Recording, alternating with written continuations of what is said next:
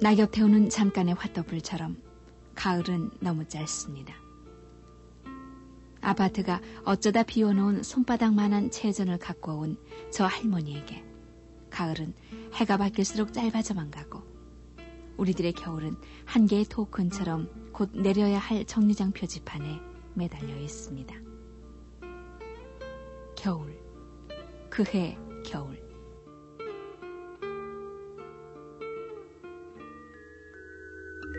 이 할머니는 전쟁과 눈보라에 밀려 천리 피난길을 얼게 했던 그해 겨울과 우리들 아이들의 저 처참했던 피난살이 겨울을 동시에 떠올립니다. 그러나 그 혹독했던 피난살이 부산의 겨울을 그나마 거두어줄 수 있었던 곳, 국제시장. 시장은 우리 삶의 증인이었고 우리 삶의 집합처였습니다. 그러나 가난을 내다 팔아봐야 가난밖에 살 수 없었고 어제까지 지녔던 부와 권위 그리고 학식과 권세 같은 것이 아무 쓸모가 없게 된 오로지 연명을 위한 막벌이만 있었을 뿐이었던 국제시장. 그 국제시장 언저리를 돌며 아이는 껌파리로 어른은 지게벌이로 하루를 이어가야 했던 그때. 그리고 전쟁이 끝났어도 우리 어머니들은 시장을 가도 선뜻 물건을 사는 것을 움츠려 했던 시장 깊이 증후군에 걸려있던 그때. 시장이나 장터에 되쌀을 사러 가면서도 쌀 팔러 간다고 얘기하던 그때.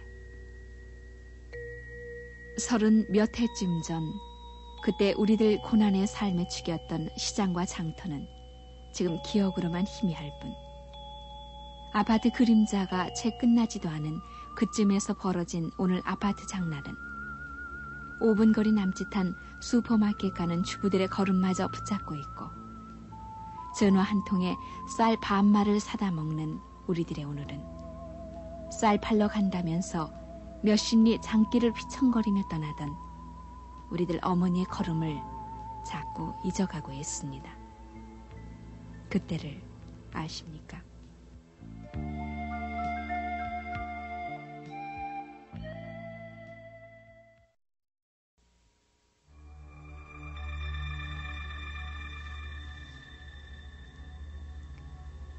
전쟁이 막바지로 치닫던 1953년 초 우리 소년기의 모습입니다. 캄보디아 아니면 아프리카 난민 구호소에서나 볼 수 있는 이 얼마쯤의 필름은 그러나 부산 국제시장 초입에서 지나가는 미군들에게 먹을 것을 달라던 지금 40대들의 처절했던 소년기 잔상입니다. 우리의 삶은 막다른 골목에 있었습니다.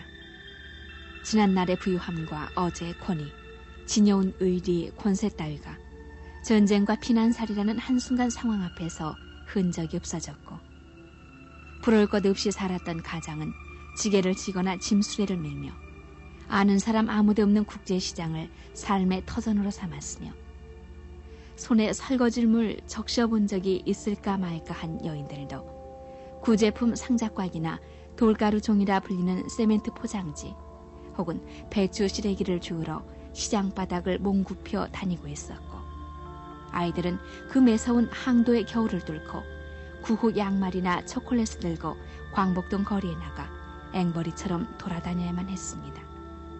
먹을 것, 입을 것, 잠자리를 전쟁이 앗아갔기 때문이었습니다. 그리고 온 식구가 밤미숙해 중앙동 시장통 앞에서 비로소 만나 산마루 판자촌을 힘겹게 올라가던 그때 부잣집 도련님, 양갓집 며느리가 따로 없었고 전쟁이 그렇게 오래 갈 것은 모른 채 폐물이며 금붙이 조금만 지녀온 터여서 밥 한 끼 사 먹기 위해 금반지 하나 풀어놓는 것이 그리 아까운 줄 모르다가 하루하루 폐물이며 금붙이를 속절없이 내다 팔면서 고리짝을 붙들고 통곡하던 그때. 장사를 해도 뭐 좀 여유 있게 됐긴데 미천이 없이 급전 이자를 내가지고 이자도 물고 나 무슨 장사를 했겠습니까? 그래 하루하루 살아가는 끼니도 곤란하고 애들도 뭐 잘 먹이지도 못하고 그런 고생을 누구나 피난 나온 사람들 다 겪었을 겁니다. 우리만 겪은 게 아니라. 아침 식사를 해야 되겠는데 그 돈이 없어지니까 아침 식사를 안 하고 낮에 점심때만에 가서 뭐 비지밥인가 그거 한 번 사 먹고는 또 저녁도 안 먹고 밤을 새고 그냥 옵니다. 그렇게 굶다시피 하고 댕긴 거죠. 국제시장으로 우리들의 절망이 모여 쌓이기 시작했고 국제시장통 좌우로는 때 아닌 금은방이 호황을 누렸습니다. 구제품, 구호 양고가 앞에서는 친척이나 친구가 성가셨고 부산항에 부려져 국제시장으로 몰리는 군수물자, PX 물건, 밀수품을 어떻게 얌생이 할까 궁리하는 사람들이 늘어났고 아무튼 국제시장을 가면 무언가 벌이를 할 수 있다는 피난민들의 절박한 심경이 모여들어 전쟁통의 국제시장은 누가 전쟁을 하고 있는가 모르가 싶게 날로 팽창해 갔고 우리들은 그때부터 돛대기 시장이라는 말을 쓰기 시작했습니다. 그러나 시장에서 모아온 돌가루 종이로 봉투를 만들어 팔고 지게품으로 시장통의 좌판이라도 버릴 무렵만 되면 국제시장은 불길에 쌓여 잿더미가 되곤 해 시지푸스가 들어올린 바위가 다시 굴러내리듯 우리들의 형상은 다시 몰골로 돌아오곤 했습니다. 1952년 11월과 다음해 청월 그리고 1956년의 국제시장 불은 시장은 불터라는 것을 증명하듯 그 후로 남대문, 동대문 시장 등 시장이라면 꼭 몇 차례 불을 내야 하는 것으로 알게끔 빈번히 화마를 겪곤 했습니다. 그러나 국제시장은 장사라고는 전혀 경험이 없던 보통의 우리들에게 그 삶의 고통을 싸워 이길 수 있는 힘을 가르쳐준 곳이었고 절망에 쌓여 돌아다닌 우리들 가족을 만나게 해준 만남의 장터가 되기도 했습니다. 절망과 희망이 교차되면서 우리들에게 있어 국제시장은 새로운 시작이 될 수도 있는 곳이어서 오늘날 거상, 대상이라고 불리는 사람들을 배출했고 여리게만 살면서 끈기 없이 셈을 잘하지 못했던 우리들에게 큰 경험과 교훈을 일러줬습니다.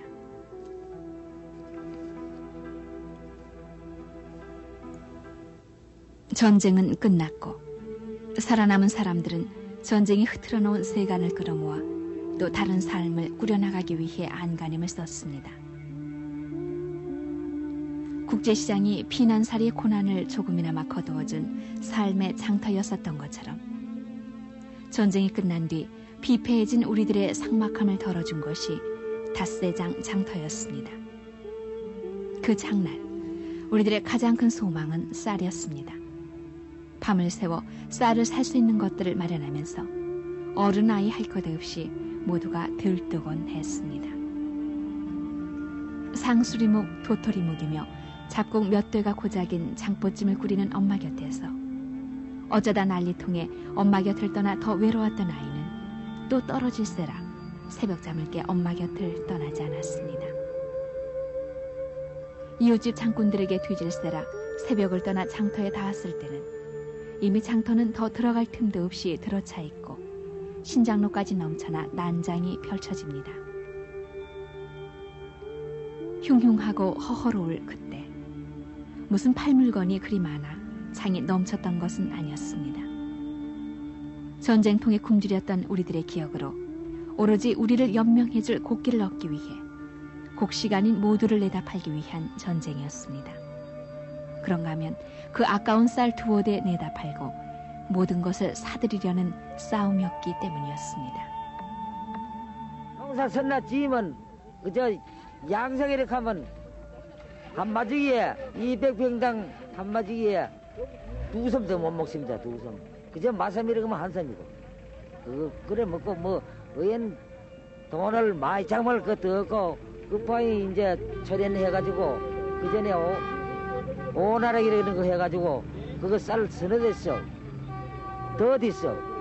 그저 한 대도 가지고 바치고 뭐 이래잖아. 시기는 그 성장, 담배, 그 소금 한 대, 뭐 이런 사지 두 대도 안 삽니다.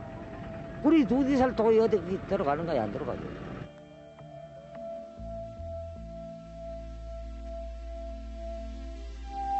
우리 삶의 주인은 쌀이었습니다. 쌀 이외의 식량은 잡곡이었고 부식이었으므로 아무리 균형 영양이 듬뿍한 부식이랄지라도 쌀이 없는 서름을 덜어주지는 못했습니다. 쌀에 대한 서름. 그 서름은 불과 20년 전까지만 해도 우리의 가장 크나큰 서름이었습니다.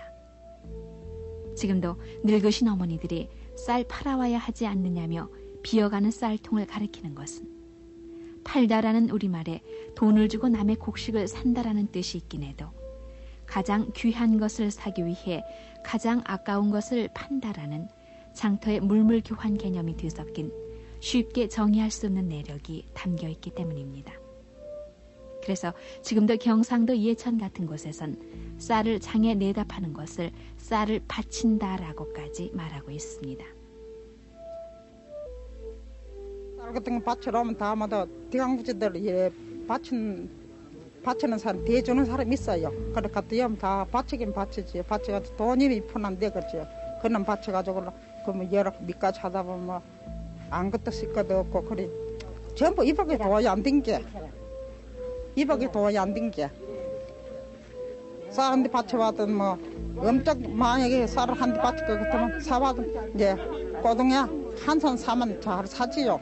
옛날에 다른 그렇지만 뭐 그전에 한 대 건너를 바치면 그걸 사는 거야. 요거 쪼매에 사고 저거 쪼매에 사고 여러 가지고 집에 가져가서 아들하고 그래 먹고 사는 게라고 살았어요.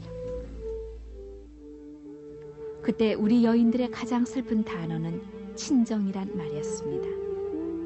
가난한 친정을 떠나와 또 가난과 더불어 살아가는 시집살이에서 이렇게 장터에서 친정 언저리 사람만 만나도 눈물부터 글썽이었습니다.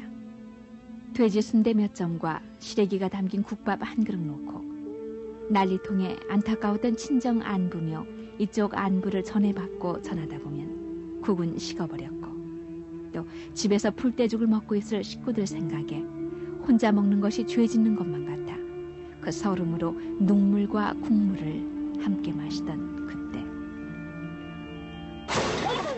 강냉이를 튀기는 뻥튀김 소리에 여인들은 비로소 화들짝 작별하곤 했습니다. 장풍경은 장터 초입에 선 돛박 성냥 장수로부터 시작됩니다. 요즘은 성냥 한 곽이 얼마인지 아는 사람이 드물 정도로 지천인 것이 성냥입니다만 성냥 황 하나에 2개비, 3개비가 매달린 돛박 성냥에도 흥정이 붙고 전쟁통에 깨지고 금갔던 해묵은 옹기더미가 팔리기나 할 듯 새로 윤을 내고 들어오고 참비시며 유기그릇이 널린 난전 뒤로 신기료 장수는 하루 내내 구두 몇 켤레, 고무신 대켤레 꿰매다 어쩌다 검지손이라도 찔리고 보면 헛웃음만 흘리곤 했습니다. 그러나 뭐니 해도 장터는 아이들에게 가장 흥겨운 구경터였습니다. 난전 한켠에서는 누구 옆구멍이 큰가 어른들이 고래 소리를 지르며 엿싸움하는 사이 따라온 아이는 엿이 먹고 싶어 몰래 대패 엿장수에게 달려가 신고 있던 고무신을 벗어 엿을 바꿔 먹었습니다. 새 고무신을 사줄 것이라고 믿고 신발을 잃어버렸다고 거짓말하던 아이는 혼찌검이 나지만 가져온 고추 한 근, 고구마 한 관으로는 쌀 한 대 팔기도 힘든 터여서 고무신 가게를 지나칠 뿐 아이는 십리길을 맨발로 걸어야만 했습니다. 그 아이가 오늘 우리들 40대의 또 다른 잔영입니다.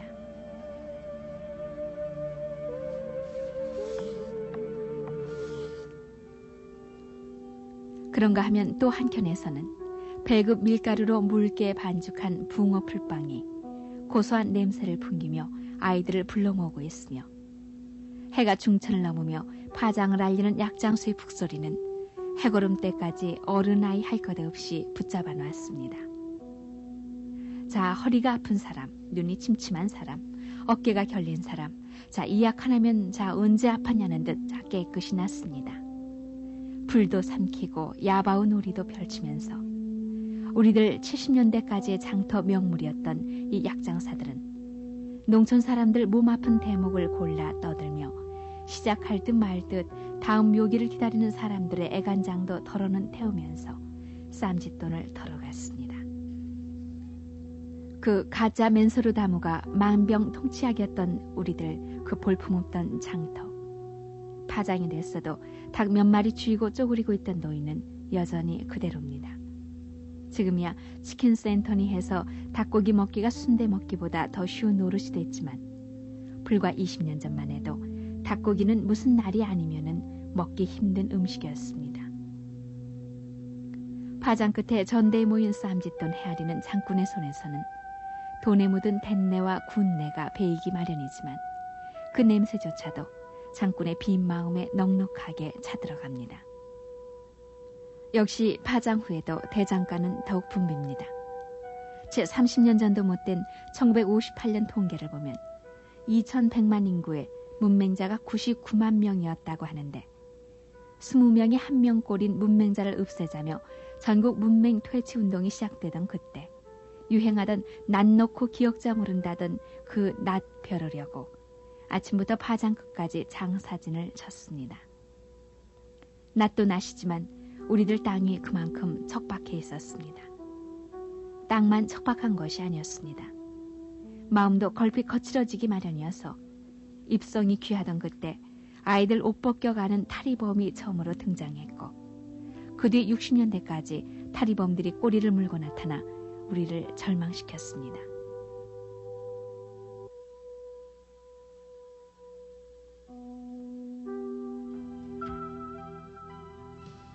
오늘 저 모자랄 것 없어 보이는 여인들이 우리들 어머니가 장터에서 1년에 몇 번 순대 장국밥을 먹듯 순대를 맛있게 먹고 있습니다.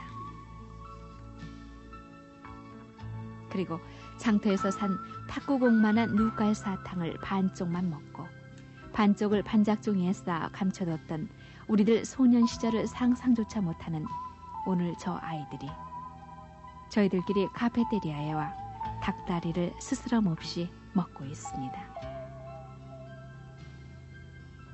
또 백화점 안 슈퍼마켓에서는 보리쌀 한 대 팔기 위해 허리 휘게 가꾸던 고추들이 비닐에 포장돼 냉장실에 얄밉게 앉아있고 볏짚에 쌓여 더러는 닭똥마저 묻어있던 달걀 꾸러미는 위생란이란 상표를 붙여 깨끗한 비닐 포장에 쌓여 얌전한 학생처럼 앉아있습니다.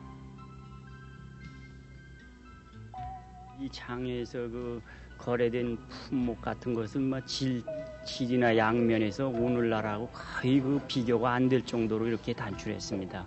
농산물이라고 그래야 기껏 주곡이죠. 쌀, 보리 같은 거, 잡곡류하고 과일류래야 사과배가 기껏 다였고, 그 다음에 무슨 생선, 고등어라든지 북어 이런 정도가 막 평균 1000명에서 2000명 정도가 거래를 했습니다만은 백화점 하나에 드나드는 일 고객 수가 막 10만 명이 될 때도 있는데 여기에서 거래되는 그 물량이라는 것은 전자제품이라든지 각종 그 공산 제품 등 그 옛날하고 참 비교하면은 참 격세지감이 없지 않다고 하겠습니다.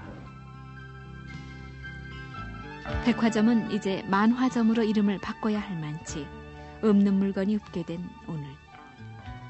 지난해까지 7,100개나 되던 백화점 슈퍼마켓이 올해만도 벌써 1000여 곳이 더 늘어났고 기껏 1, 2천 장군에 부대끼던 그 장터와는 비교가 되지 않는 수만 명의 인파와 하루 최고 10억에서 15억 원의 매상을 올리는 백화점 군들. 돈 세며 깡내만에 하던 흥정 대신 카드 한 장에 군말 없이 계산이 끝나는 오늘. 그래도 그때의 가난이 그리운지 5일장이니 7일장이니 백화점이 현수막을 내걸고 있고 우리들의 향수를 부추기는 향토장이 때때로 우리를 부르고 있습니다.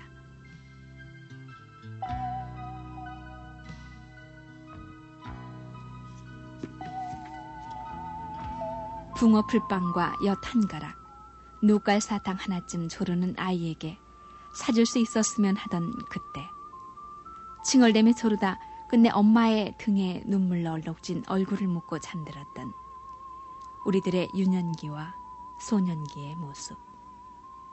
갖고 싶은 것, 먹고 싶은 것, 하고 싶은 것 참을 줄 모르는 오늘 우리 아이들에게 저 모습은 단지 무성영화 시대에 끊어진 한 토막 필름일 뿐입니다. 그때를 아십니까?